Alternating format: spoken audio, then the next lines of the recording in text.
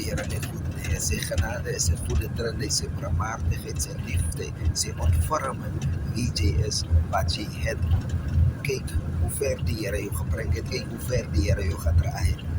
Moenie moedeloos raak nie, bid en glo, met gehoorsaamheid lees sy woord en preek sy woord.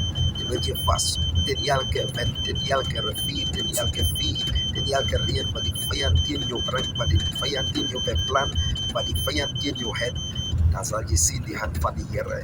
Deur gehoorsaamheid, prys die naam van die Here. Word die Allerhoogste beweeg, dat hy sy heerlikheid in jou lewe die Christus sal openbaar, dat jy deelagtig kan word, dat jou siel nie verlore sal gaan.